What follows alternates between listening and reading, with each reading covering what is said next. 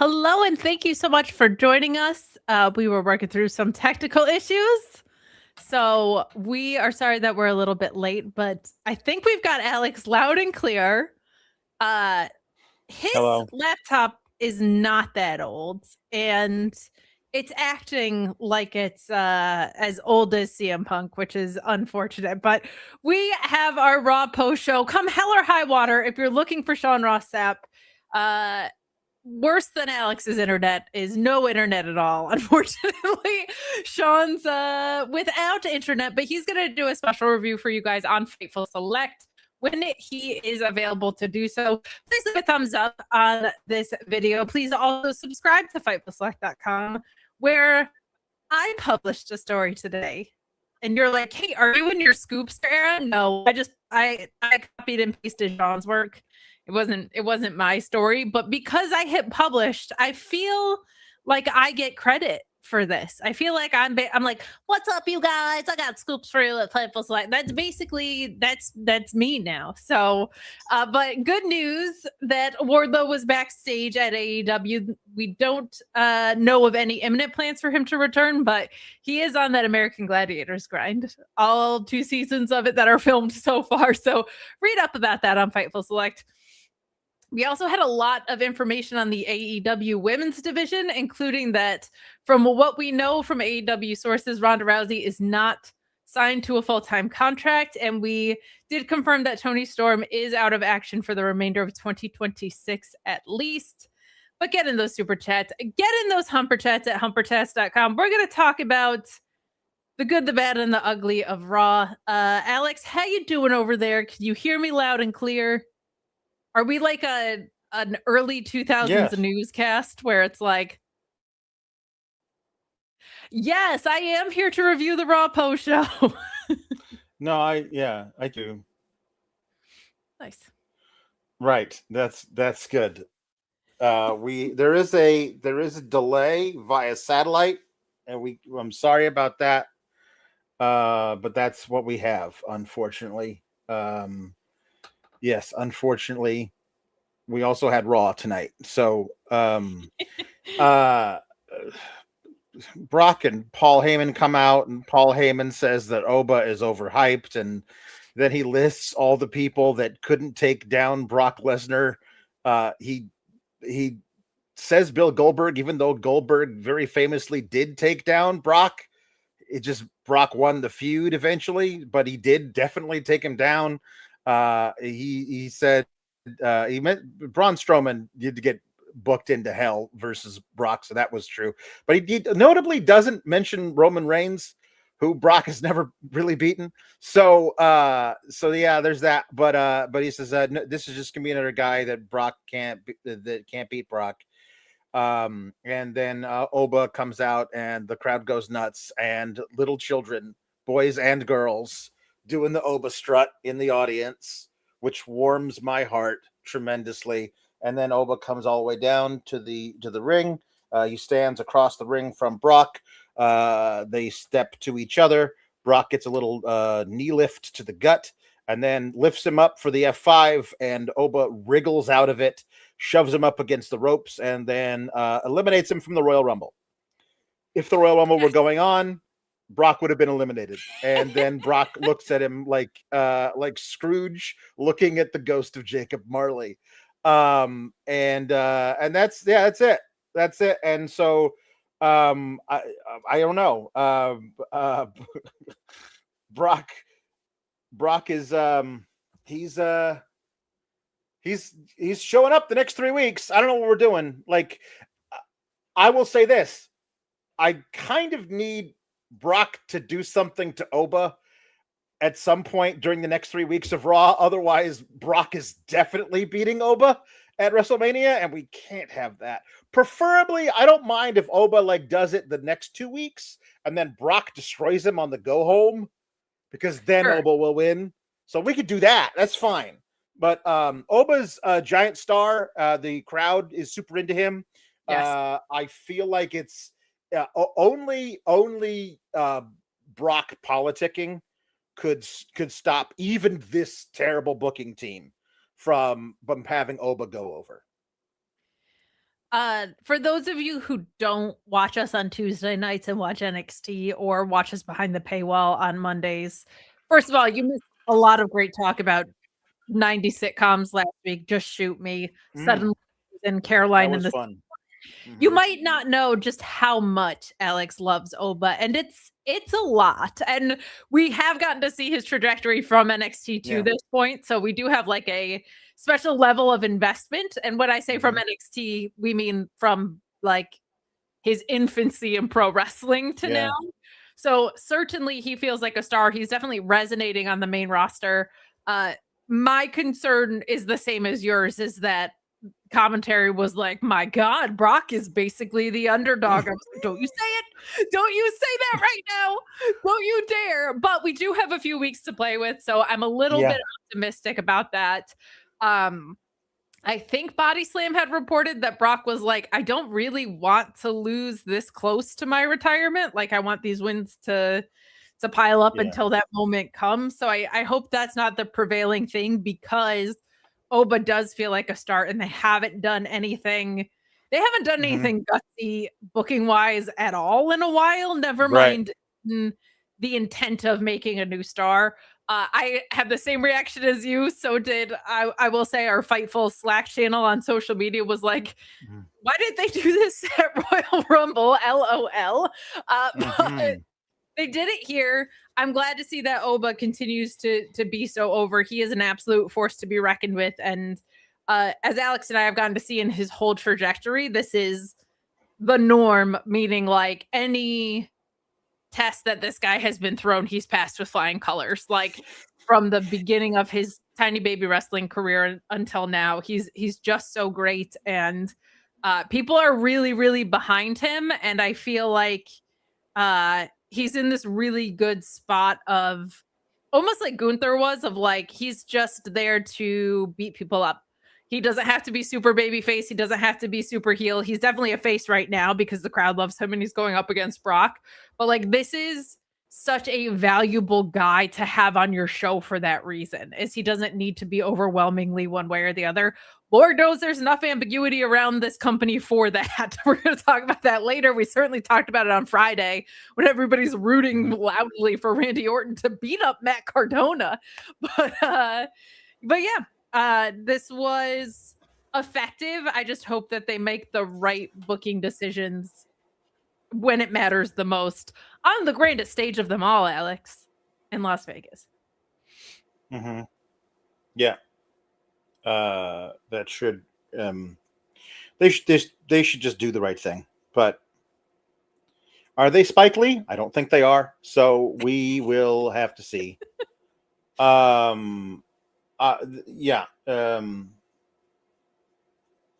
Jimmy and Jay versus Austin Theory and Logan Paul. A non-title match ends when LA Knight comes out and stops Logan Paul from using the brass knuckles or passing them to Austin Theory. LA Knight gets custody of the brass knuckles and passes them in the ring to Jey Uso, who is all too happy to use them on Austin Theory in full view of the referee and get himself disqualified. And then he uses them on Logan Paul. And it's, they lose by disqualification, but so LA Knight is like, hey, that was a lot of fun throwing me. Remember that time 5 minutes ago when I threw you the brass knucks? That was fun. But you still sound like Roman Reigns to me. And this is the thing about Jey Uso, is he sounds nothing like Roman Reigns. Like Roman Reigns is all very cool and blue flame things. Like he's very like, and Jay is like, I will put you in the face, Oos. Like that is absolutely not what Roman sounds like. So I would call into question LA Knight's ability to decipher between one man and another in their speech patterns or their vocal inflections, because a guy that Jey Uso sounds like the least is Roman Reigns currently. But Jimmy's like, hey, LA, if you keep running your mouth and stuff, I can't stop my brother from punching. He punch. You know what I mean? Stop my brother from punching. It's a phenomenal turn of phrase. That's what he said. And yeah. We have some chats that we're going to get to too, by the way. Some of them are about Oba, so I just didn't want you guys to think we forgot about you. No, we'll circle back. We so will. We'll circle back. That's as corporate talk as we get here. But yeah. LA Knight's usage is pretty weak in comparison to how over this guy just continues to be. Like, he breathed and this crowd went nuts today. And it doesn't really make sense for him to be in the story. This whole match was weird because it was announced that it was a title match, and then it was announced that it was non-title, and then the website said it was a title match, and then it went back to being non-title when Adam Pearce clarified it or whatever. So never really felt like they were knew what they were doing with this match the whole time. That's nothing super new. But someone in our chat on Friday were like, man, the LA Knight versus Trick Williams feud would feel really good right now. And I was like, oh my God, that would be so much fun. And when I'm looking at like where Trick Williams is and who he's interacting with, and LA Knight is and where he's interacting, like, I feel like that would be such a fun way to go about business, especially with LA Knight just having more experience around here and being like, I know a guy who is super charismatic and just got here and thinks he's too big for his britches. That's a familiar tale. So I don't so much have a problem with the segment as much as I do just the overall usage of LA Knight going to WrestleMania once again. I feel like, to nobody's surprise, nobody really cares about the tag titles. It seems like the tag champions are way more obsessed with CM Punk than they are.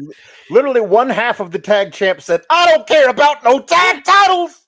And on Friday, you had Jade saying, I don't need the title or wrestling to make me a star. And I was like, then what are you doing with the title and in wrestling? Like, this is all very weird to be like, go be a star somewhere where you don't have to take bumps. Yeah, it's way less painful. But so that's my thing more with this is, what are we doing with these tag belts on both programs is something that is just super, super weak. And it's hard for me to get invested in something when you are actively telling me that on screen people are saying I don't care about it is weird. But let's get into a couple of these chats, because we have some people that are saying, boy, is it great to be alive in the Sour Graps chat or what? Greg Cherry Brand saying, hello, SGS. Is it great to be alive on a Monday night in Boston? No, because Boston sucks. Go Yankees. I think Dan Housen cursed us with this Roman Punk build. We are going to get to that because it feels that way. But AEW King, who's always so supportive to us, thank you so much for coming around and being so nice to us, saying, hey guys, love your work. You guys are killing it. We appreciate that so much. But let's talk some of this, because Jim Duker's also pessimistic, saying going to enjoy life in Sour Nation until Trips finds a way to ruin Oba Femi. So certainly feels like we are not the only ones that have our hesitations about Oba Femi's usage. Meet Normus with this. I'm going to let you read it because my dyslexia is going bananas at some of the words in this, if you don't mind. If Brock beats Oba, I will riot. Shall we crank, darlings? I got to see Ovechkin's 1,000th goal with the fam yesterday. Opening day for incoming. I believe opening day. You're a Nats fan, right? Meet Normus. Opening day for the Nats incoming. I would love that for you. I would love that for you. We have my cousin's propaganda spreading as well, saying here's a small sack of monies for a burn notice review. Also, where are the puppets? Mine is sitting right next to me because I had a feeling we might need them tonight. Their absence needs a thorough investigation. Mike Weston forever. The thing is, if you keep sending in chats for us to review something, we're just going to keep collecting your money until you give up, and then we'll do the review. Yeah, there you go. As long as we're still raking into cash, well, there's no reason for us to. As soon as we do the review, we stop getting the money. Yeah. TJ Richway saying, at this point, I feel like Jay has put more into this than Roman passion wise in story. He's out there making calls like 2020 Roman. Yeah, that's we'll talk a little bit about more of that in the main segment, but it's just very hard for me to care about the tag programs on either of these because one was about a lantern and now is on R-Truth and Damian Priest. And this one, the champion's like, I don't really care. I've held these belts like a million times. It's fine. What are we gonna do? Fight the New Day again for them? Probably. So yeah. Becky comes out to cut a promo. She's very mad at AJ because Becky's daughter is a turncoat, and I feel like that's on you.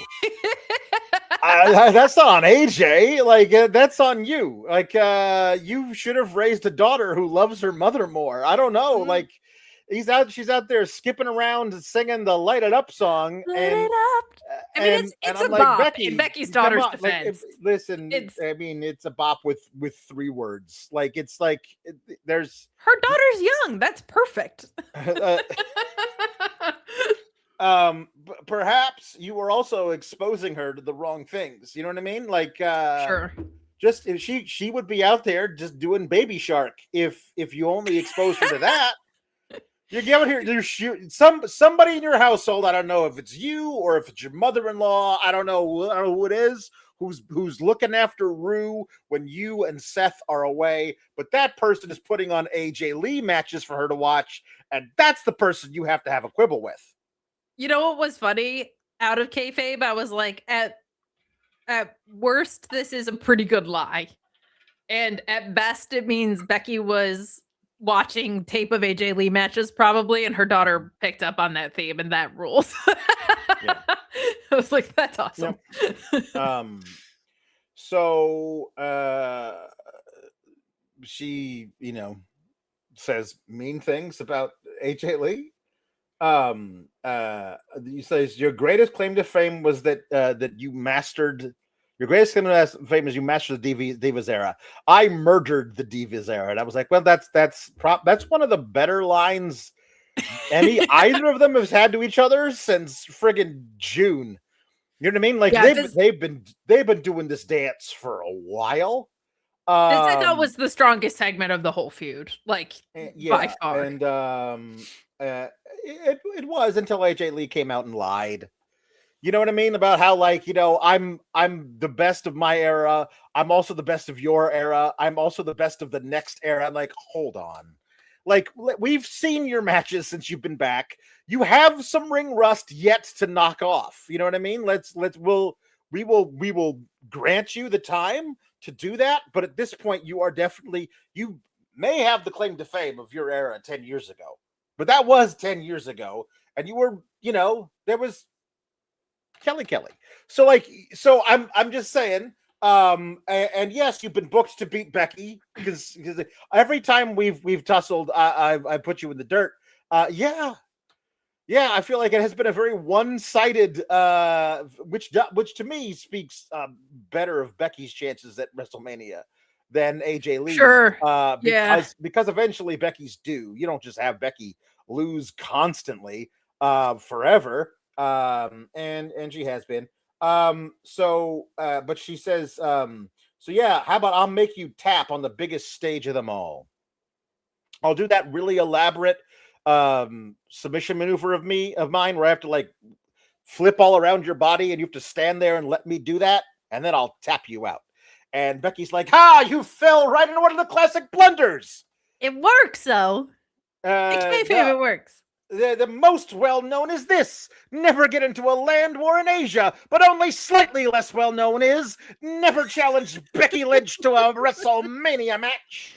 And so she says, the last time you competed at WrestleMania, you resigned the next day. We didn't see you for a decade. I'll save you the trouble. I'll beat you so bad you'll have to retire, and we'll never see you again. And AJ Lee's like, grrr. And so, like, if you're gonna do this at Mania with it, like, it's for the Intercontinental title, I can only assume. But give me a stipulation. Because we've seen these two just have a straight up match.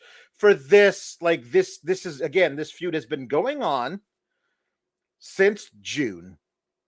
Like that and was kind of since she returned. Like, I mean, it was Seth and Becky that's when versus she AJ. that's when she Yeah.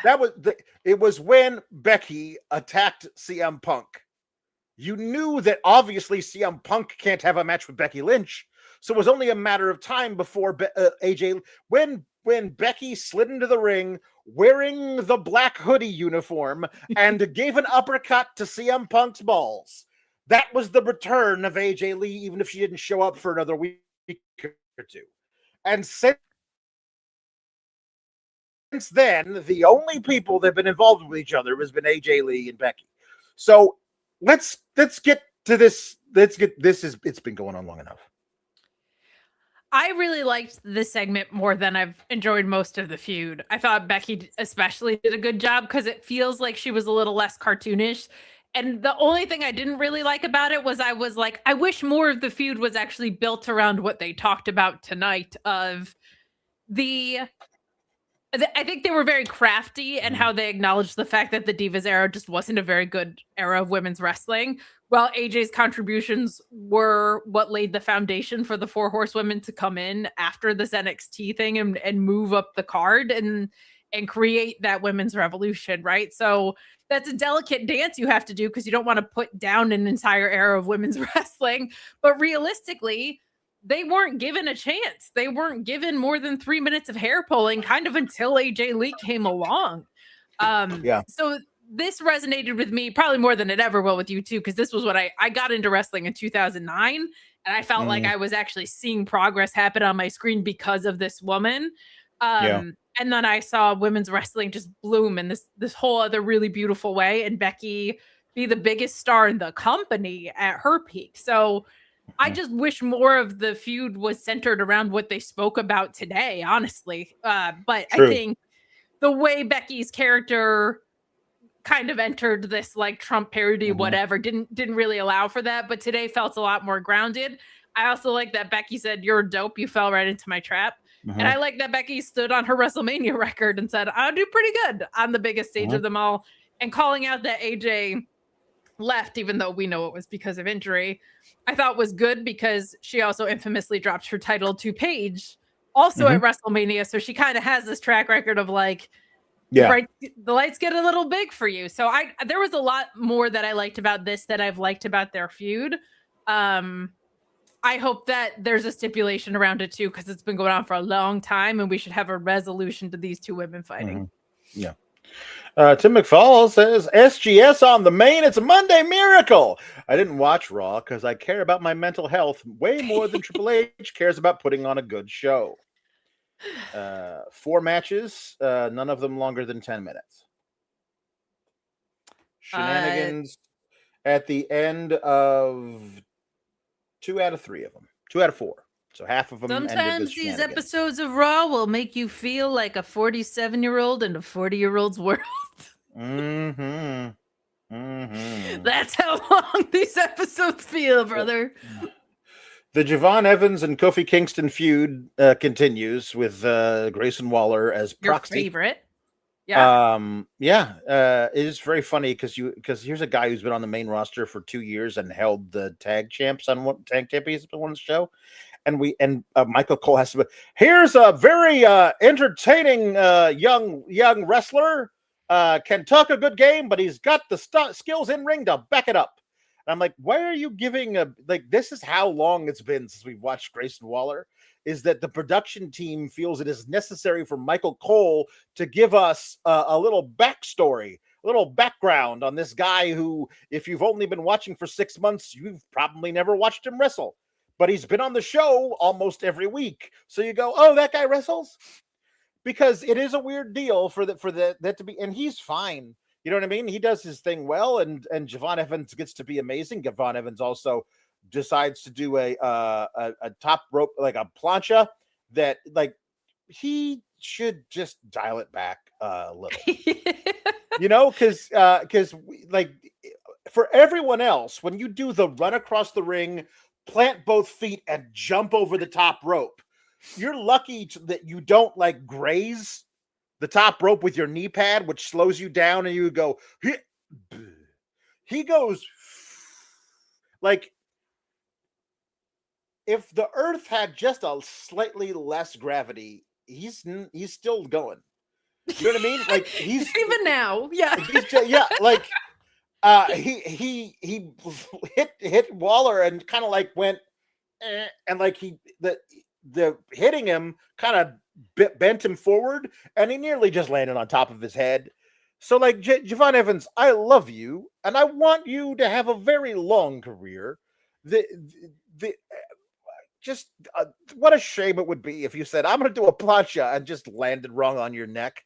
Can we find ways of protecting this sweet baby child? He's so young and he has so much career left, and I don't want to see it end on a plancha versus Grayson Waller. I think, well, so for the Grayson Waller aspect of this, you have appropriately been a Grayson Waller hater for the majority of our time, largely because of how he's booked in his dumb finishing move where he has to leave the ring to come back. Grayson Waller accurate assessor. I am not a Grayson Waller hater. I assess the man accurately. And yes, I do hold a grudge because he blocked me on Twitter for saying it looked like he wasn't wearing pants, because he was wearing pants. They were just the same shade as his bronzer, and so it looked like he wasn't wearing pants in the photo. I replied, why does it look like you're not wearing pants? And he blocked me. And yes, I hold a grudge.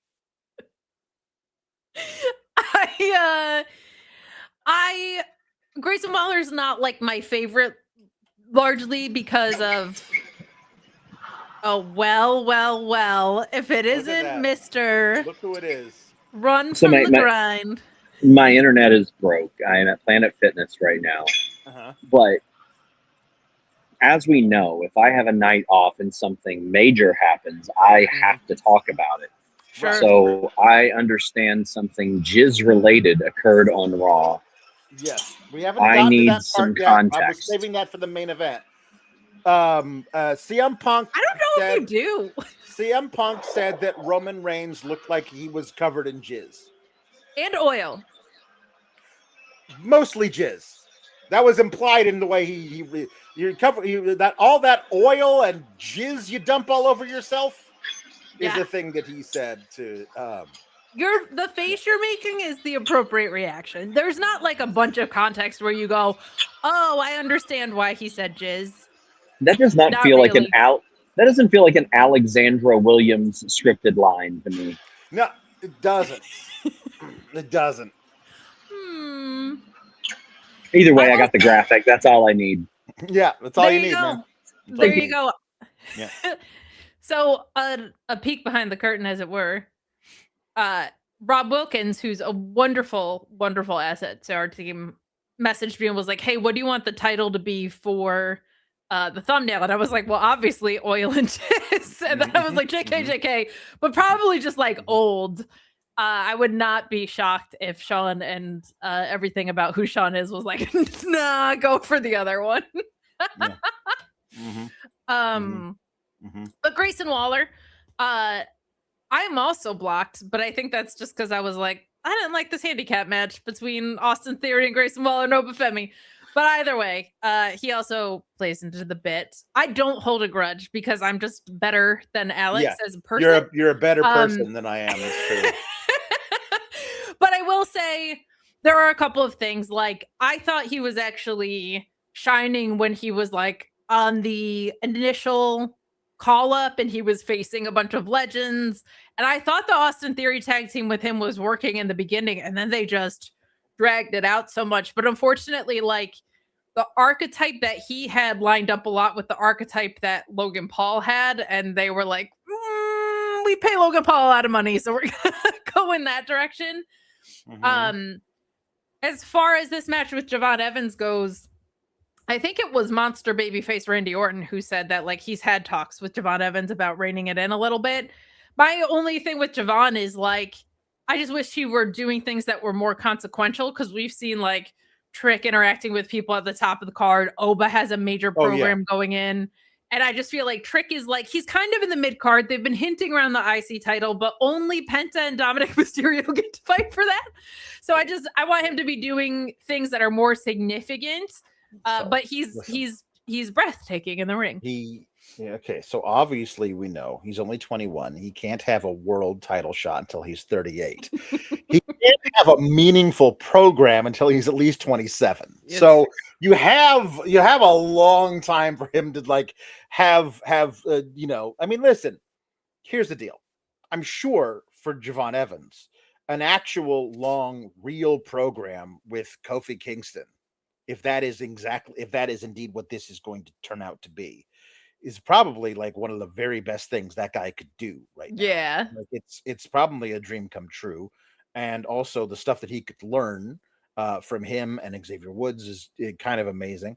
And so, yeah, I mean, here's the deal. When somebody is 27, 28, and they're like, your time will come. I'm like, I mean, yeah, but it could be now. Creed. Well, he's like 32 at this point. So Julius. like now I think the ship has sailed on old Julius. Unfortunately. I know. I'm also upset about that. But you know, I sit up in my chair when I'm at work. So anyway, Javon Evans is 20. No way. Not you. No, Javon Evans is 21 years old. Down here. Javon Evans is 21 years old, and I firmly believe that he will be the Intercontinental champ or the U.S. champ if they ever have a draft again, before he's 23. That's a pretty amazing thing to be at that point. You know what I mean? So we'll see. We'll see. I hit my hand on the desk so hard. That was a bad idea. Well, Alex. Yeah. I think it's fair to say that Javon Evans is out of this world. He is. But if you want to be anywhere in the world, you can do that with NordVPN. I've told you about all the ways that NordVPN.com/Fightful is beneficial to wrestling fans. And that's just on the basic tier. It works on all devices, all operating systems, allows you to change your virtual location to appear from anywhere. But there's so many more other features. You can keep your files protected with a private cloud.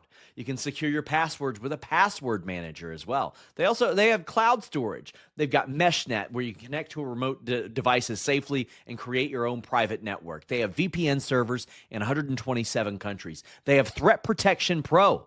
You can block malware, trackers, and even ads when you're not connected to the VPN. It's got the ultra-fast connection, dedicated IP, a data breach scanner, and a 30-day money-back guarantee. So for some reason you think you don't like it, you can get your money back. NordVPN.com/Fightful. Head over there, check out all of their incredible features and testimonials at NordVPN.com/Fightful. Alex, the kids love Nord. And we hear about it all the time from them. Mm-hmm. This My AEW that everybody's signing up for. Mm-hmm. Have heard wonderful things, by the way. Everybody is saying that the quality on there is great, and it's not just us saying it. It's a lot of other people saying it. Mm-hmm. But you can sign up for pretty cheap. Mm-hmm. Pretty cheap when you relocate to certain parts of the world. Mm-hmm. It becomes available in certain parts of the world that maybe it's not available to you when you're not there. Mm-hmm. But NordVPN works like a charm, but sincerely saves you on pay-per-views. It saves me from login fatigue because I'm not like, well, Raw's on Netflix and SmackDown's on this and NXT's over there. All my WWE stuff straight up on Netflix because I watch from Canada. So, big fan of it. We got people in the chat. Big fan of it. I love that. And they're also very nice to us. They sponsor the Fightful Awards. They're really cool, and I like them. So you should too. They're my friends, so they should be your friend, and we should start a stable. Us and NordVPN. Javon Evans does a Hurricane Rana, but it's not a second rope where the guy is standing on the second rope. No, this was nuts. Grayson Waller was standing on the top rope, and so was Javon Evans. And Javon Evans just goes beep, beep, and does a Hurricane Rana off the top, which was kind of insane. It made Corey Graves go, "Wah!" And And then he does the big jumpy cutter, which should be the official name for it. The OG cutter. It should. Is it not? I thought it was the big jumpy cutter. It's the big jumpy cutter on this program. It's listen, if Fraxium was actually the Blurry Boys like they should be, yes. They wouldn't be losing to Matt Cardona and Apollo Crews on main event. They'd be the top tag team on SmackDown where they should be. But if they're Fraxium and nobody knows what that means, Blurry Boys is so much better, and that's ours. We call them. So here's the thing. Drake Cherry says that if the New Day recruits Evans, does he become Small E? And the answer, of course, is no. He becomes Bounce E. Oh, I like that. I was going to say Tolly. Kara 70 said it. I mean, as soon as I read this thing, I was like, no, it's Bouncy. And then before I could get to reading it, Kara was like, she said it. Now it feels like I'm copying Kara, and I'm not. I had the same idea. I actually had you guys get equal credit. So it's like when you have to, like, both of you get the same amount of ravioli on your plate. Not that that speaks from extremely personal experience.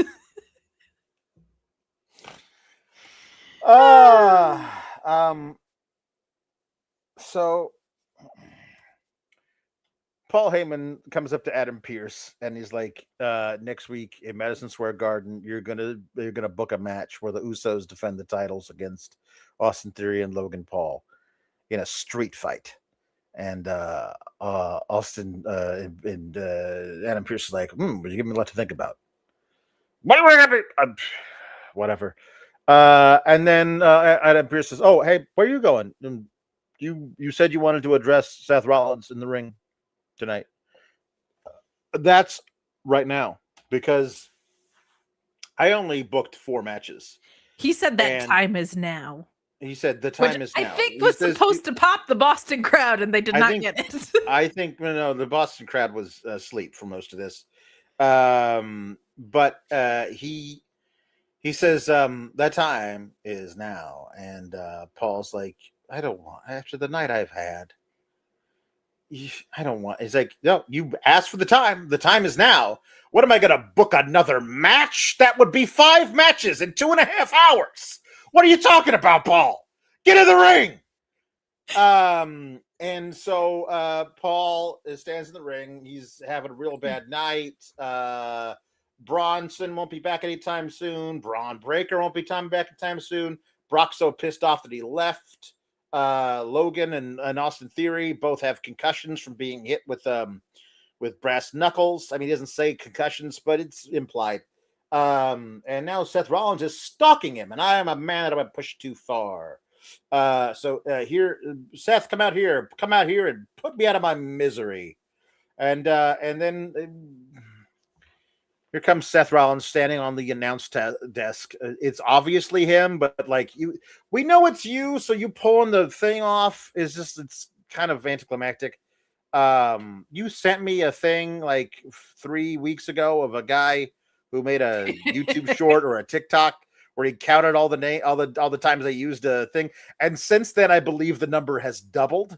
If you count all the guys who showed up last week and the week before. Anyway,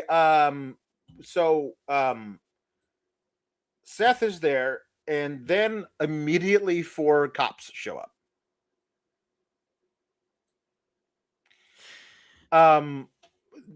Immediately 4 cops show up, 4 of Boston's finest. And just under Vic says, I'm pretty sure legally you're supposed to tell someone you filed a restraining order on them. You can't just trick them, right? LOL. No, you can't. Paul Heyman says, like, these are 4 guys. He's like, so I have my ancestors have always been snitches. So this is how we handle our problems. I filed a restraining order on you. You're within 50 feet of me, which is a felony. And now you're going to jail. You're going to prison. And all these cops like, come on, get down from there. Yeah, hey, come on. The car's waiting right outside. You're wicked arrested. Get down from there right now. That we gotta put you in the car and take you down to the yard, and so he voluntarily is leaving, and then Paul Heyman says, when you go to jail, your wife will divorce you, and then she'll get married to the entire men's locker room. And I was like, that feels like a weird thing to suggest. And then because she is this again, I'm simply paraphrasing what is implied by Paul Heyman. When you go to jail, your wife will divorce you, and then she will have sex with the entire men's locker room. And because she is having so much sex with the entire men's locker room, that's illegal. And so Child Protective Services will come and take your daughter away from your wife, again, who is having sex with the entire men's locker room, presumably at the same time. And that's, again, according to Paul Heyman, illegal and grounds for a child to be removed from the home. But it's okay because then I will adopt your daughter and I will raise her right, and she'll actually have a father who's not a felon, is what he says. This is some of what I just said is quotes, and some of it is just, the absolute implication of the thing he says on Netflix. And were it not for the jizz comment later, it would be the most controversial thing said on Netflix in this episode. But Seth, upon hearing that, rushes to the ring and knocks over Paul Heyman and beats him up, and then the Boston guys cops come and arrest him. Like, listen, come on, like, don't give us any trouble. Don't get somebody trouble. We got a slide down that's gonna make us go viral on social media, like, over and over again. Just somebody's gonna just edit it so it just keeps going in a loop forever, and everyone's gonna watch it. And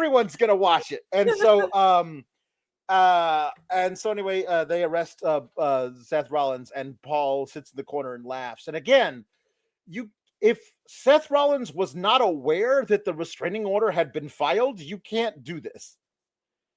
You have to serve him with the papers that say, hey, here's a restraining order against you. You can't come within 50 feet of Paul Heyman, which again is not a thing you could really do when you both work at the same place. Alex, it's weird, First of all, shout out to Tom the Man 94, who says they basically imply both of them are concussed, but they want to have a street fight a week later is brilliant. And for that, I say you're Tom the Man, not just Tom the Man. Chat, go for this journey with me, because I don't know if you're familiar with the comic Pete Holmes or his bit on but basically that's on humanity, and he's like, you think you're on a planet right now? Zoom out. And he's talking about how the planet is expanding, and it's expanding into infinite nothingness, and infinite nothingness is expanding, and he goes, that makes no sense.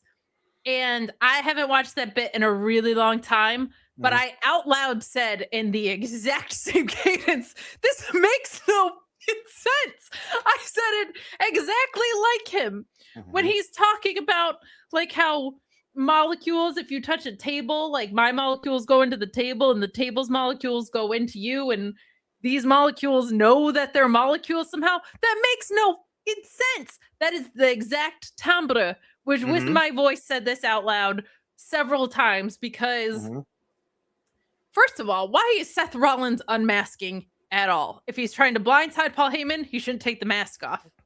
If he doesn't care that Paul Heyman knows it's him, why is he wearing the mask in the first place? It's stupid. To fool security? Is that what I'm supposed to believe? If security's not looking for masked men at this point, they are the biggest idiots on the planet. It's absurd. And my God, I would love so much if after Paul Heyman went on this rant about Becky Lynch marrying half the locker room, because I guess she's in a Sister Wives episode, and plucking the child out of his home. If Seth, instead of getting mad, just turned to him and went what? Because what the hell does this mean? First of all, I hope she does marry him. I hope she marries him and divorces them and takes half their stuff every single time from half the people in the locker room. And I hope she sleeps with none of them. Ha, suckers. There you go. Stupid. Mhm. This was such a long walk for Paul Heyman got under Seth Rollins' skin. Mhm. And who the hell cares? Your tag team is losers who are concussed. Your other Right. two guys are injured. Was Seth Rollins having a beef with Paul Heyman? Who could possibly give a crap? This was Mhm. so bad and dumb. And I Mm. was like, this is getting old. And then I was like, you're going to hear the word old 480 times by the end of the night, Kate. Mhm. You don't know what's in store, but this makes no sense, much like that Pete Holmes bit. I couldn't believe the exact cadence with which those words came out of my mouth. How much that sounded exactly like it. Mhm. This was really bad and dumb, and it's just another example of how it feels like the writing staff has lost their fastball. I do hope, pray to God, that Braun Breaker is cleared as Mhm. Fightful Select reported he might be. WrestleVotes Radio on Fightful had the scoop for you there that Braun might be cleared. Like they're very optimistic about that because God, does this need it? Like this has no legs. And it's times like this where I'm like, this segment just wasn't necessary. So why didn't we fill that time with things like this? Where is Gunther? Like Mhm. the guy that beat John Cena is nowhere to be found on the road to Yeah. WrestleMania. Mhm. This is bad. This is bad, Alex. It's not good. The where's Gunther? Well, the short answer is that Gunther was supposed to have a WrestleMania program with Rey Mysterio. And Rey Mysterio is injured, and so Gunther is off television. That's the short answer. The long All the people to have a contingency plan for. the long answer is they cannot come up with anybody else for Gunther to face at WrestleMania. The guy that you had beat John Cena, retire John Cena, the guy that you had retire AJ Styles at Royal Rumble. They didn't have they retire AJ Styles at Royal Rumble. Ray got injured before the Royal Rumble. So like at that point you needed to have another guy for him to face, and they just didn't. They just never tried. It wasn't a thing that they attempted. Skis is not on television. Like I can't express to you enough. No, I mean I love this chat. If I had a dime for every time Raw was mentioned on Raw, I'd have 2 dimes, which isn't a lot, but it is weird that it happened twice. Yeah, twice tonight. It is. Ian Raw, Raw is full of bad fathers, which is an inside joke from 2022. But it's a great one, and it's a great one. one. But that's how long it's been around the SBS show. Is that one time? Finn Balor said to Rey Mysterio, "You're a bad father," and I've been saying that for 4 years. So, rules. Bayley and the Kabukis lost to Lyra, which is so weird that they insist on calling Charlotte and Alexa Charlexa, but refuse to call Bayley and Lyra Lyra. Like, just if you're gonna portmanteau one of them, and also what's the Zaruka? If you're just gonna portmanteau all the women's tag teams, you got to portmanteau them all. Like you portmanteau one, you portmanteau all. I've always said it. It's a classic. Alice Pulaskiism, yeah. By the way, it's a fantastic word, portmanteau. I love that word. It's the thing where you put the two. Benifer is a portmanteau. In Charlotte, a portmanteau. It's where you put the two things together and they make one word. It's portmanteau. Lyra. Why is it going to be a man? Why can't it be a poor woman's toe? We make the money off of feet pics. It's a.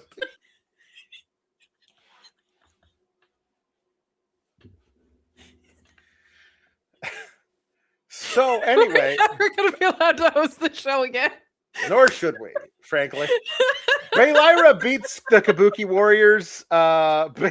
Bayley does dumb stuff sometimes, and they just write her to do dumb stuff. Where she's like, "All right, I did a big belly to belly on Asuka onto the announce table. here I'm going to climb up on the barricade and do an elbow drop onto nothing. And then that's okay, because as I'm nursing a broken elbow, Lyra's just going to win the match by herself. She does a big basement drop kick through the bottom rope to Kyrie, which bonks into Asuka, and then she throws Kyrie into the ring, hits the Nightwing on her, and pins her. And then they say, "Hey, hey, Nia and Lash Legend, we know that you're watching us, and because you know we're the ones who can beat you." And I was like, "Listen, they've got so many things that they're doing on SmackDown right now. They don't know you exist. like they're, for some reason, they had a title match with the Bellas on Friday. Don't even get me started about how that gets earned. And then Charlotte and Alexa get involved in that. So that's definitely happening. So they say, but hey, they say in Boston, Bayley says, next week, we want to see you in the world's most famous arena.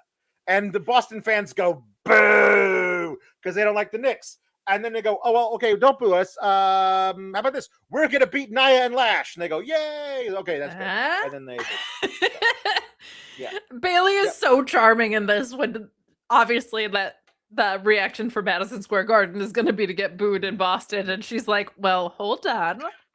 We're going to beat the tag champs. Mm-hmm. Yep. This match was fine. Lyra's really good in the ring. Like I like watching her work. Sure. I just feel like there's a missed opportunity here, that if they were going to get back together, that Lyra didn't infect Bayley with some sort of bird flu, like that she bit her, and that they both became birds. That's all. Mm-hmm. And all of their moves were high flying. Make it work. Because they're birds. Because they're birds. Yeah. Because they become asked. high flyers. Is that what happened to Penta? Is that why Penta's a high flyer? Did he get bit by a bird? Could be. I don't know, but I feel like Bayley should be coming out with the wings. Just feels more cohesive that way. The giant feathered oven mitts? Yes, I do. Yeah, okay, good. That's good. So Lieutenant Photo says, pull anyone from retirement and have Gunther retire him. Come on, it's not hard. I actually saw a really cool angle that they could work into a match for Gunther at Mania.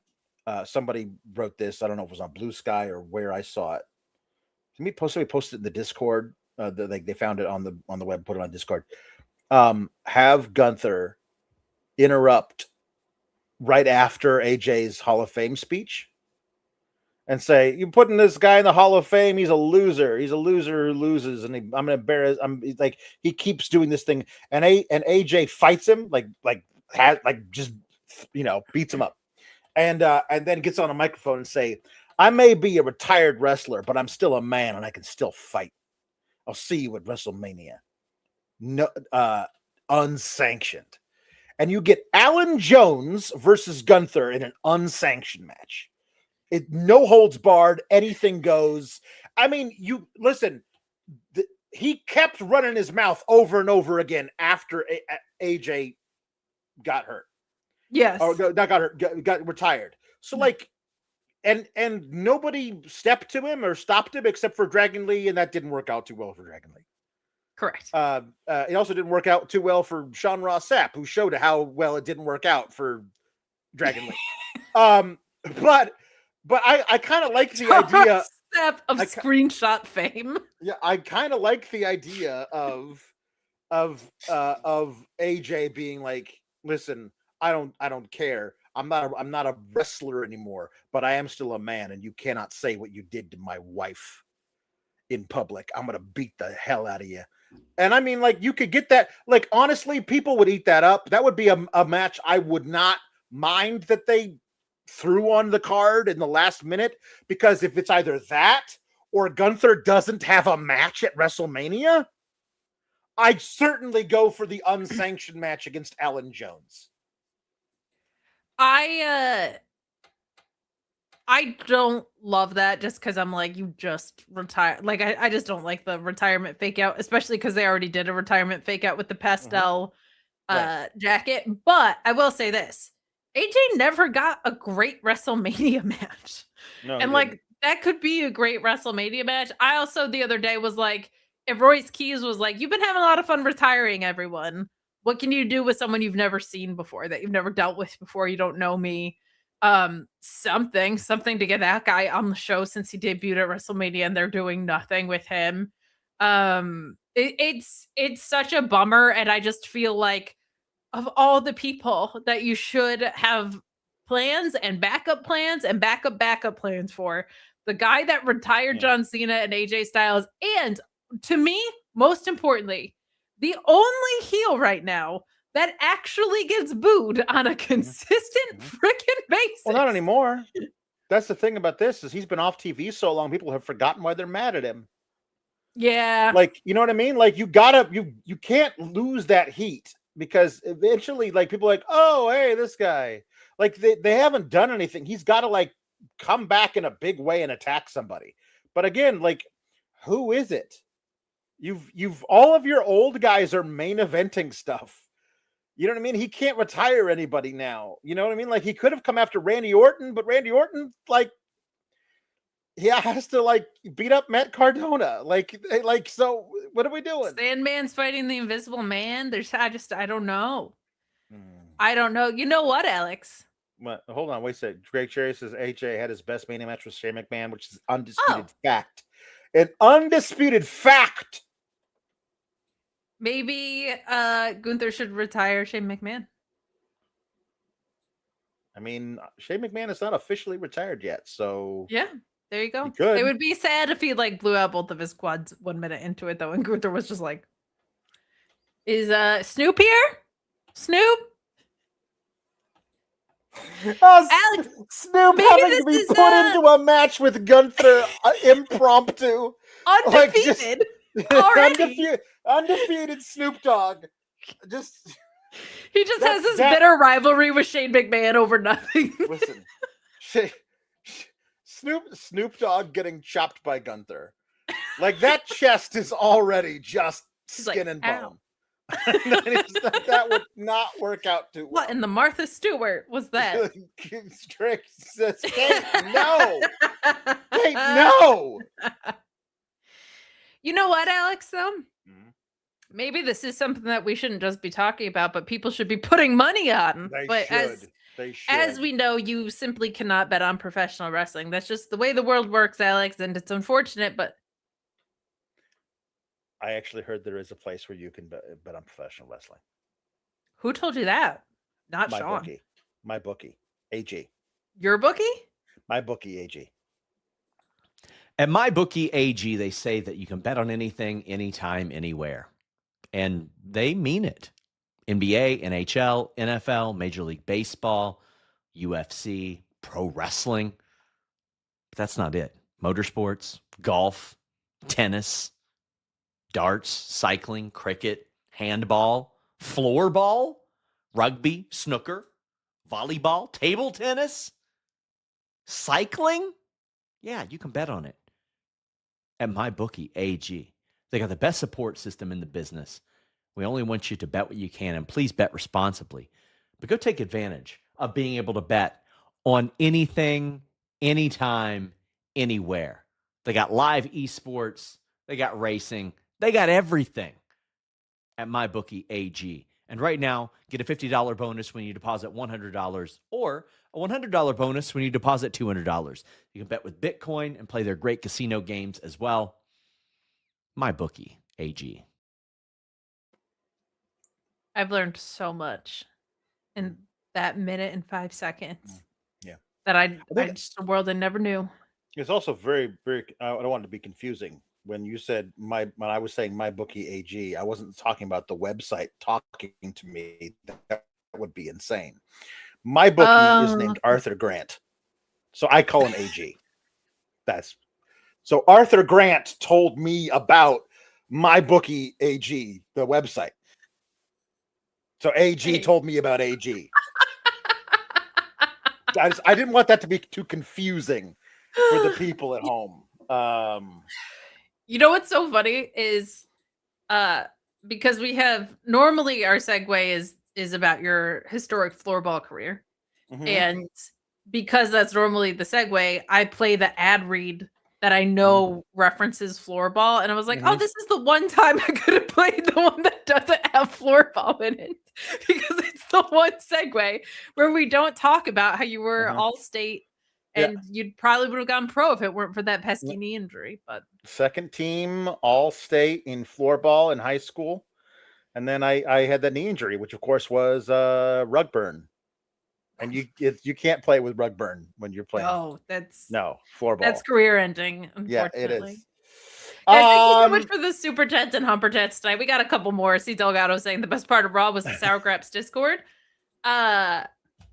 We started a Sour Graps Discord before Fightful Select had their own Sour Grap or their own Discord. So ours is free, but I will say if you are looking for a controlled environment, that is a nice Fightful Select perk. But our community of wonderful little weirdos is is on a different one. But thank you for hanging out in there. We got AEW King just saying crazy what is happening so close to Mania. Yeah, it's crazy how much feels like delayed, extremely safe plans. It's very, very odd. Like they couldn't even they can't even build Penta until after tonight. Like whatever's going on with the IC title, which probably is going to be on a regular on the Raw after Mania. They're probably not even going to actually have the IC title defended at Mania, but like they couldn't even do it until after Dom got his match.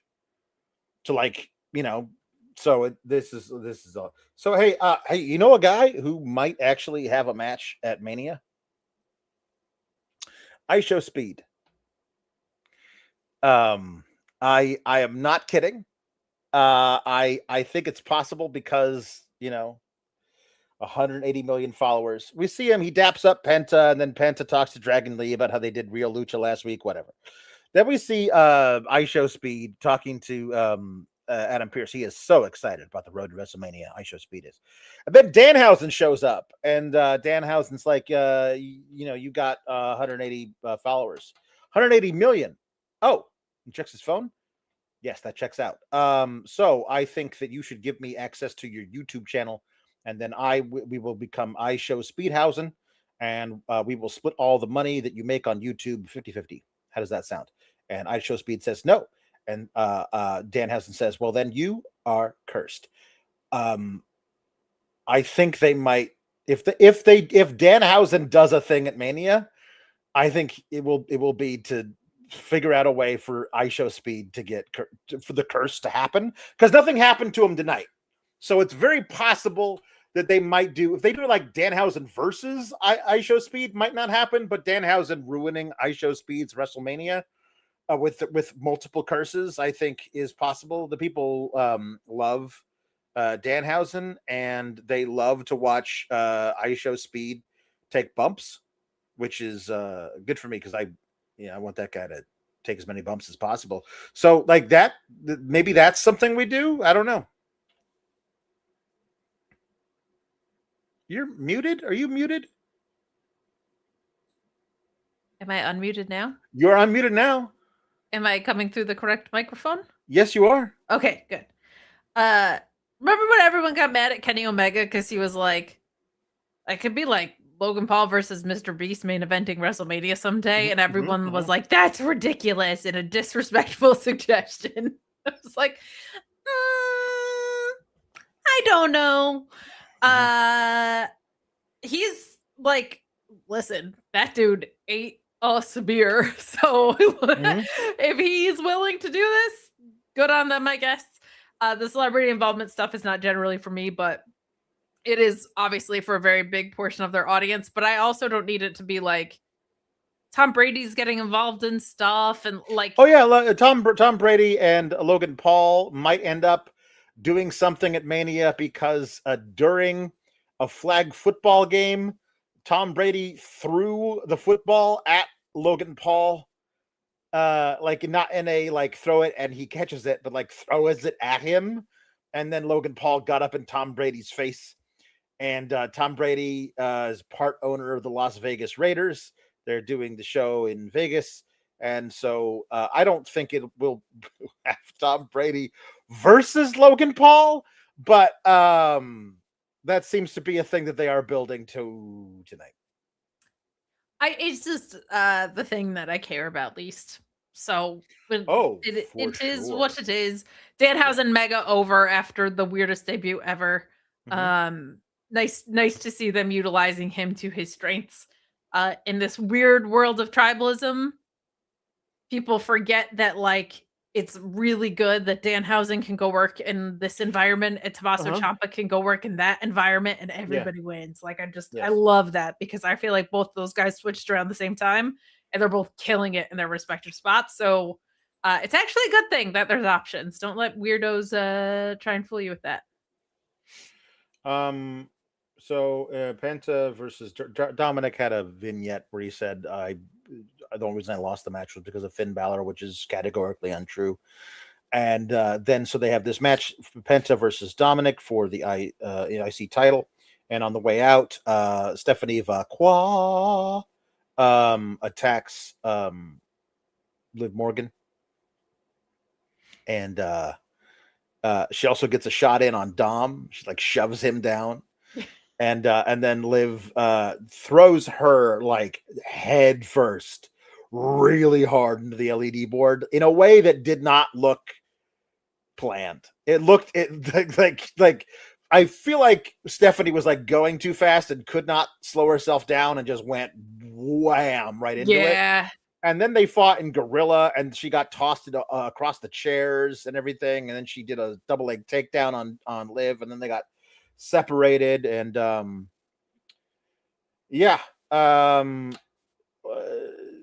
so no Liv at ringside for Dom's match, thank goodness, but JD is there.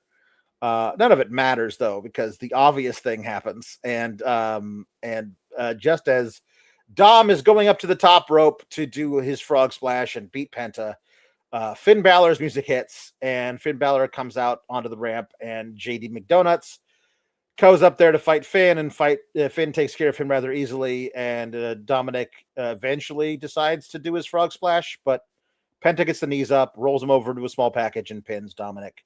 And then Finn comes in and attacks Dominic and does some stuff to him, but then JD makes the save, and then Finn hits his big moves on JD. So they're saving that for the Mania match, Finn versus Dominic Mysterio, with nothing on the line at WrestleMania.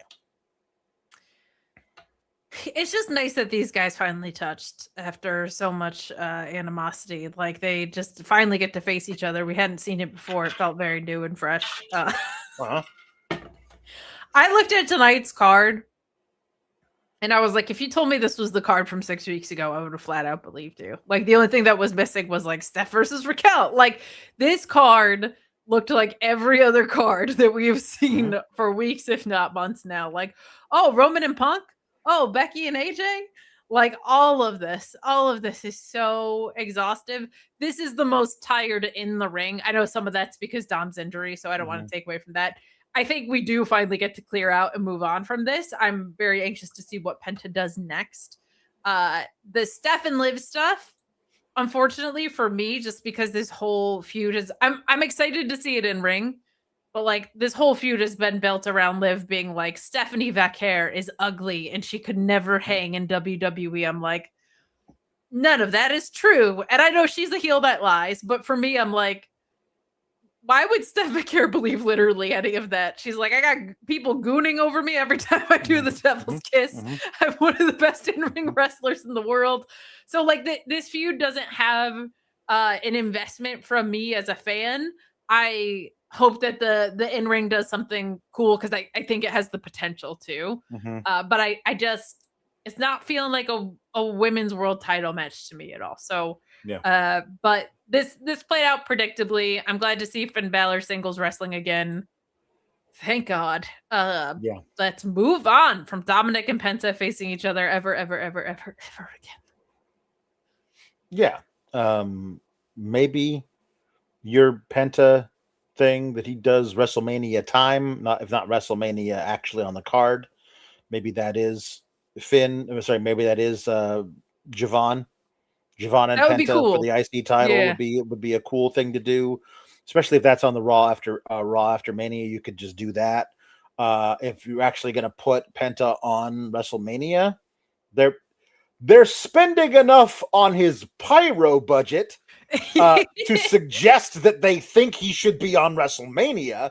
If so, that might wind up over the next couple of weeks being built into a big ladder match cluster F. Sure. Like that might be the thing that they do for the IC title. But he's 41, we will. so he's basically a rookie in the eyes of CM Punk. So he's got that young, like I don't know. Hopefully the belt makes Penta. You know what I mean? 'Cause Yeah. he's so young. It is so true. So Brock Lesnar will be back next week. Gosh, I wonder what will happen. Nia Jax, a Lash legend, will defend the titles apparently against Lyra and Bayley next week. Earlier, Asuka was yelling at Kyrie for losing them the match, and then Io came up to Kyrie after Asuka left and kind of just stood there in silent, acknowledgement of her being abused. And then Asuka yells to Kyrie, and Kyrie follows her. And then Raquel walks up, and she's 8 feet taller than Io, and says, "You got involved in the match, and you wanted to be Stephanie's buddy, but now I'm going to beat you up next week." And Io looks up at her and says, "You're on." And so we'll get Raquel versus Io next week, and we also Alex, get the Usos. I might be onto something here. I'm starting to think this relationship with Asuka and Kyrie is a little lopsided, and I think it's a little toxic for Kyrie. I think if you look really hard for some of the signs, you know what I mean. I feel like they've been showing us the signs since last summer. I don't know. I think I'm ahead of the curve on this one. Could be. Yes, Io told Kyrie, "You don't deserve this," which is true. You don't deserve this. So anyway, and then we also get the Usos versus Austin Theory and Logan Paul in a street fight. So far there have been 3 matches booked for Raw for next week. There are only allowed to be 4 on each card. Tonight there were 4 matches totaling 33 minutes on a 2.5-hour broadcast. So around 1/5 of your wrestling program was wrestling. Alex, remember earlier in the show where I slid down in my chair real low? Yeah. I'm going to not learn the lesson and how I hurt my hand earlier. And I'm just going to... Right. Good. Yeah. So we got our big main event segment with so many new things. Jimmy Uso says to Punk before he goes to the ring, Jay is on the warpath, so be careful out there. Be careful what you say. And then Punk says thank you and heads to the ring. Punk says, "Hey, is it great to be alive in Boston?" Or what? And I'm supposed to watch what I say. And the audience is like, "No, say whatever you want, Punk, so you get punched in the face." Punk's like, "Okay." Roman can't do anything without his cousins. He does this whole thing where he says, Alex, he has the unmitigated gall to say nobody in this family outside of Roman can do anything without the help of someone else. Certainly not carry the World Heavyweight title. Yeah. As if Jey Uso didn't win the World Heavyweight Championship right. But well, all by himself. Because Jay had a match versus Punk and didn't Okay, beat but him. last this isn't like Jay so long ago. No, I know, I understand. It's like, but the problem is that you might be able to be world heavyweight champ, but you can't beat me for the world heavyweight champ. It's very dumb. He says Roman did say one thing that pissed me off last week. He called me old. Yeah, I'm old. It's not what he said, but who said it. I'll be damned if my young boy can disrespect me like that. I don't. What is the young boy thing? Is that because Punk originally brought the Shield to Raw? Is that what? Well, That's it's why. lost on this audience, that's for sure. Like, this audience is No, not picking up they don't know, man. the structure of New Japan, like that's or Japanese wrestling in general. Like, they're 7 years apart. They're the two of the longest reigning champions outside of Bruno Sammartino are CM Punk and Roman Reigns, and we got like 15 minutes about old today. This sucks. Yeah. They ruined this feud after being off to a hot start, man. Woof. Right. This old man dropped you on your ass with one punch. Well, yeah, but then he laughed in your face because it didn't hurt him at all. You know what I mean? And then he says, you can cover yourself with all that oil and jizz. Is the thing he said. It's a thing he said. I'm quoting him. No, I'm not telling tales out of school. They said you can cover yourself with all that oil and jizz that you dump all over yourself. But that's not going to stop me from jacking your jaw. I think there was this moment in Punk where he goes, "Yeah, I should have said jizz." What was I supposed to say? Yeah, he definitely had a moment. Then he knew, and then as he was saying the rest of the line, he got to jacking, and it was like, I should definitely not say jacking after I just said jizz. Crap. What's the rest of the line? There was a moment where you could see Punk's brain go on his face. that was very funny. And of so, all the days when I don't have a Blue Chew ad read to yeah. He says, I'm going to jack your jaw with a GTS. You're going to go to sleep and wake up on Monday and realize you just got beat by this old man. Another guy who doesn't like me is Jey Uso. So if I'm going to fight with all the Samoans, I'm going to start with Jey. Jey, what is Jey going to do? Yeet me to death. Which, to be fair, is what the old Jey would do to you. This Jey, he might just shiv you. Like, this Jey is crazy. I love this Jey. This Jey is one of my new favorite characters in all of wrestling because he is absolutely unhinged, and I like that so much more than I like this dude. This dude, no, but yeah. So Jey then comes out and down to the ring and says, "You're old and you won't." But Punk won't let him into the ring.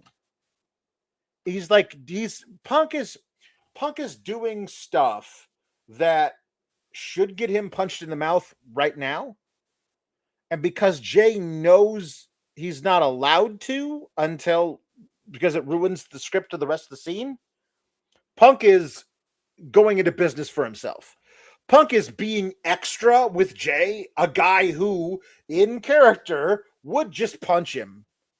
You know what I mean? And Punk knows he can't do it.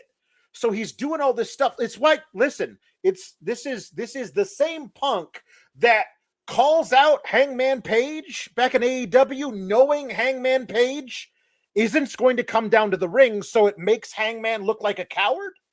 When you are doing the stuff to Jey, as Jey's trying to get in the ring, and you're like doing this thing to him, like and shit talking him, like Jey should punch you in the face. But that's not in the script, so it makes Jey look like a pussy because he won't stand up for himself. And Punk is the master of doing stuff that he knows a guy can't retaliate to him for in the ring and making that guy look weaker by comparison, and Punk gets to look better. He does it all the time. Go back and watch all of his stuff. And this is a fun time for Jey to be like, hey, can I get in the ring? I want to talk to you. Can I get into the ring so we can actually do this now? Because every time he tries to step into the ring, Punk won't do it. It's like, okay, I got in the ring finally. And then they have their scene. It was very weird.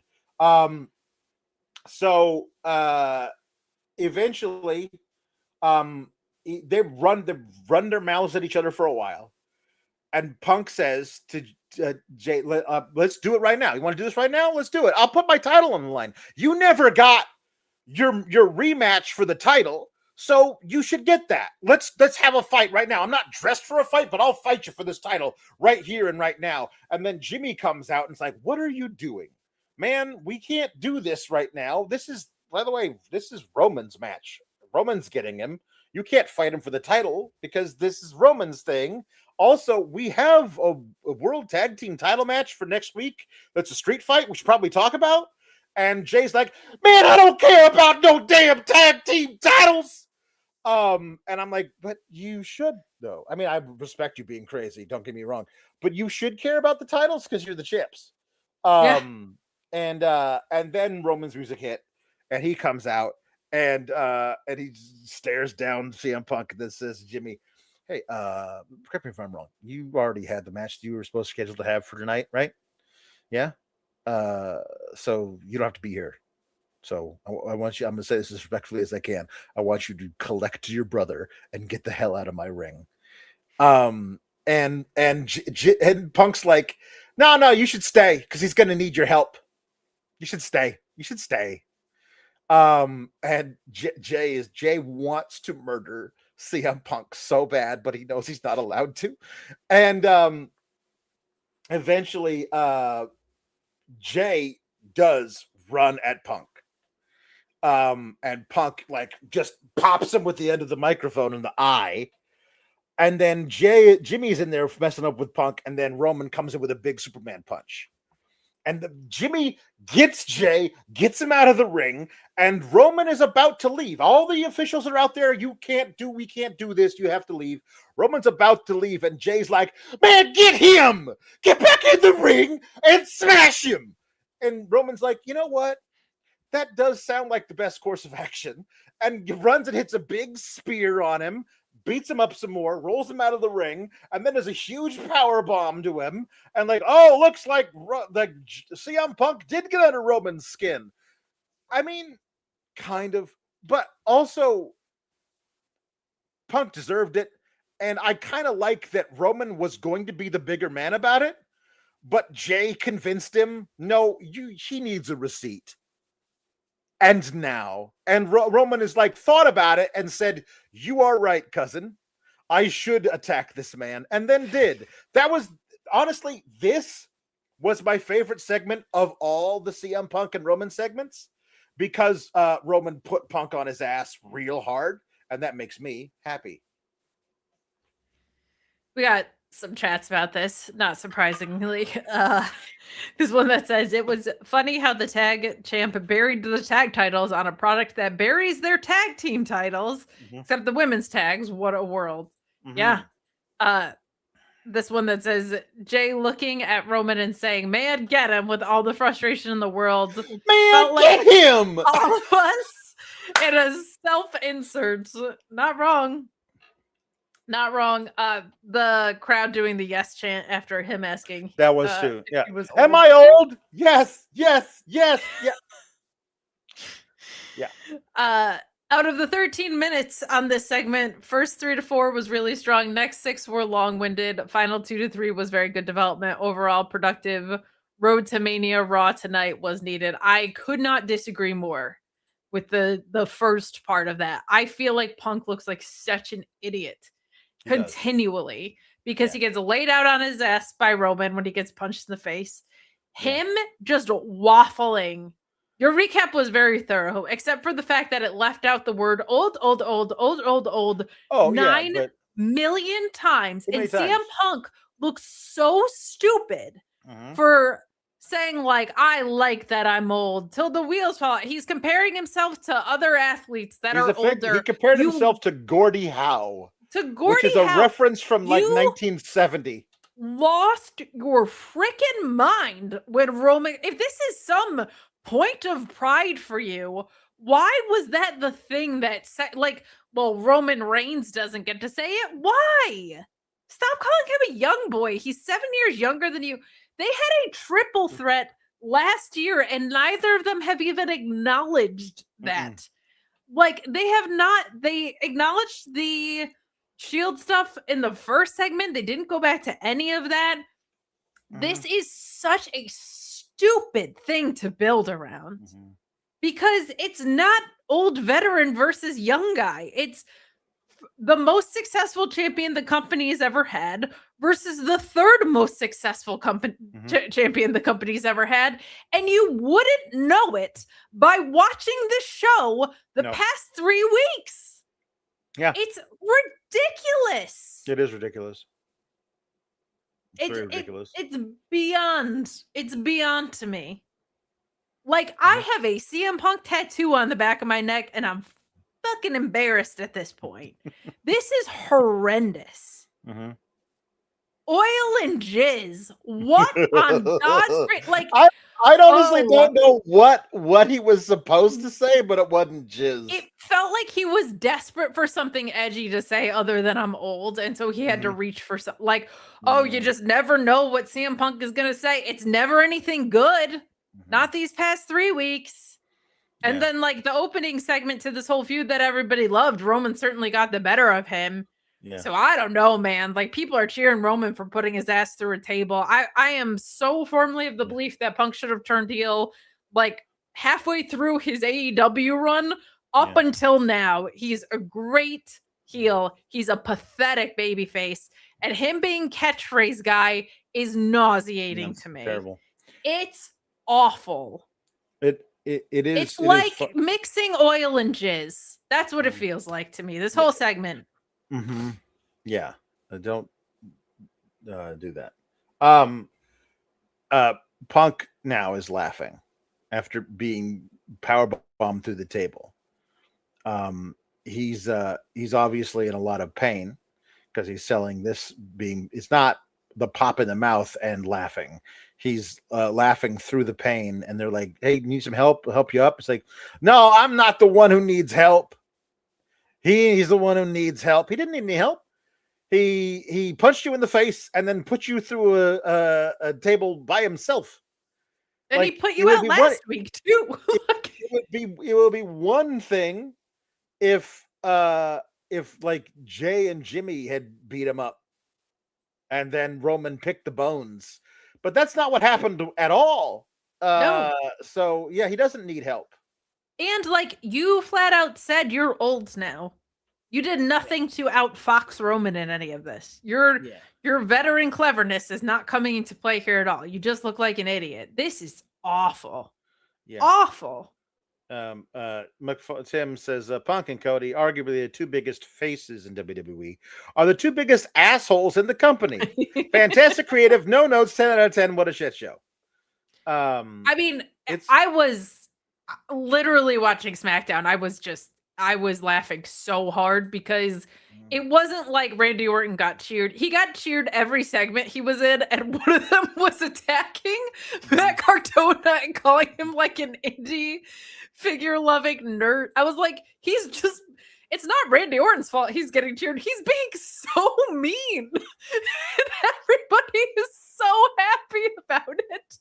Like, sometimes you'll get like a big reaction for the turn, or when it's like just him with the mic and he's justifying his behavior. Like, even the little backstages that Randy Orton was in, everybody was like, hell yeah, Randy. I was just like losing it last week. It was so funny. And this is like, this company is a mess with face heel stuff. And I'm not someone that needs it to be like so squeaky clean all the time. But some of your feud should have clear and intended heels and faces. But your biggest heel hasn't been on TV on the road to WrestleMania. So I don't know what we're doing here. Like, it's rough, man. It's brutal. Your other biggest heel is saying that Becky Lynch is going to get married several times. Like, I don't know. He's not a wrestler, so I don't know what the hell I'm supposed to do with that. This is bad. It's bad. Yeah. It's like it's oil and jizz at the end of the day, as the old saying goes. Oil and jizz. Let's send a photo saying that Scott's right. That I say that so freely, and you're like, icky. Lieutenant Photo wants the puppets to do an investigation into what happened to Tony Storm. Well, I mean, now? do you not have I mean, anybody that obviously wants to speak on the they situation? have to ask around. They don't know anything yet. It'd all just be like hypothesis and stuff.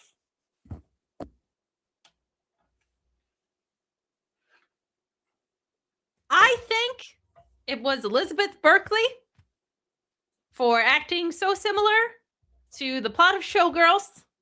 I'm still working on it. My other suspects are Wendy Richter and I don't know about this Mina Shirakawa. I'm suspicious, and perhaps Miss Ronda Rousey. Alexi, any preliminary thoughts? What is going on? I'm still hungover from St. Patrick's Day. Oh What's no! happening? We'll do it later. What is Are you going married? on? Did you get Me? married? Yeah. No. Oh, Oh, okay. what? What's going on? No. Well, you were gonna marry that Huh? that Molly gal, and you were What gonna the- ask her dad, and no. I have no Okay. idea what you're talking about. Oh, boy. I woke up. I woke up on the boat in the Green River. I have no idea what's happening. Still a little hungover. I've had so many egg McMuffins, but it's not working. So here's the deal. Tony Storm, she did it to herself.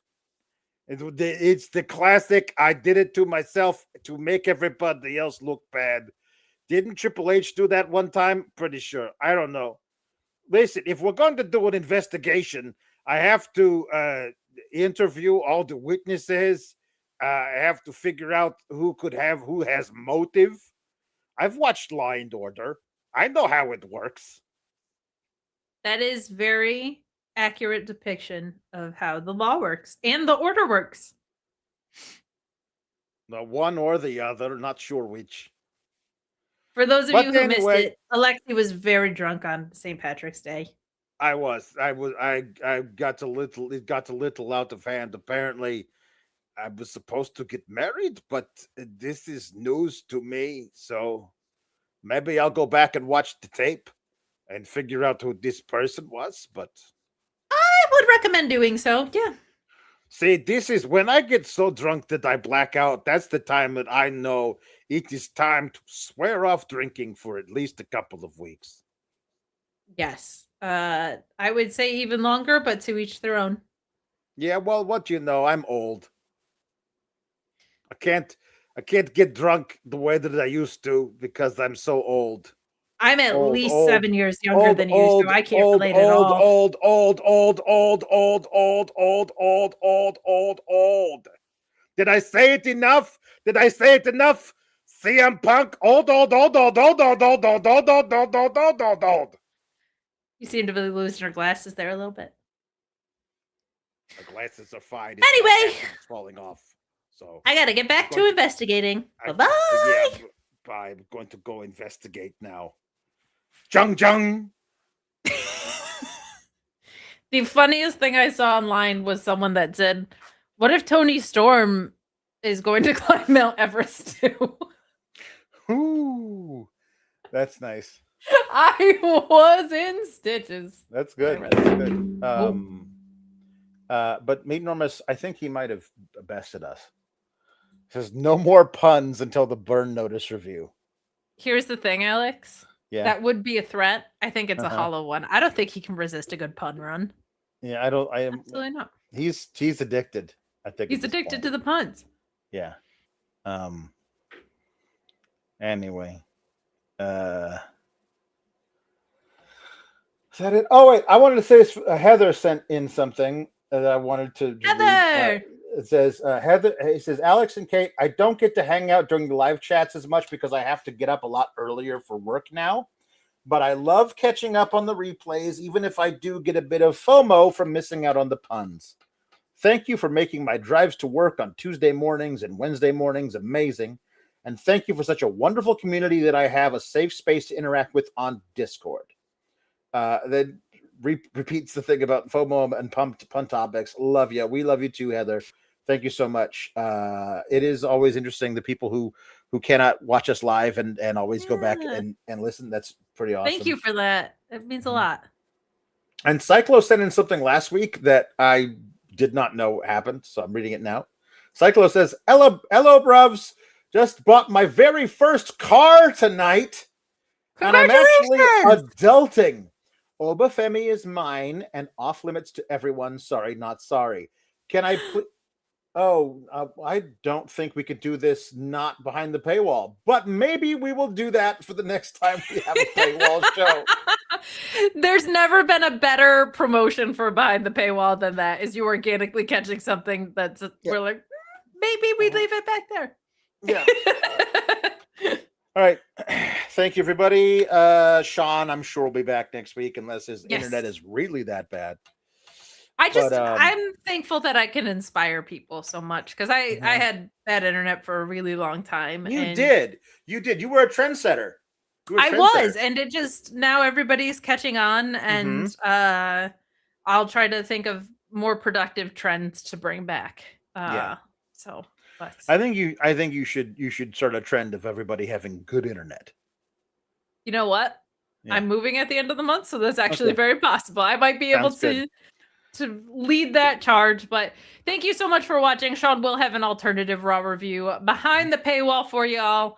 Hopefully, I mean this as lovingly as possible. We won't see you next week unless we are behind the paywall, which is our normal gig. So if you liked what you saw tonight, subscribe to Fightful Select. You can hang out with us there every Monday, and then Tuesdays on the main as well, reviewing NXT.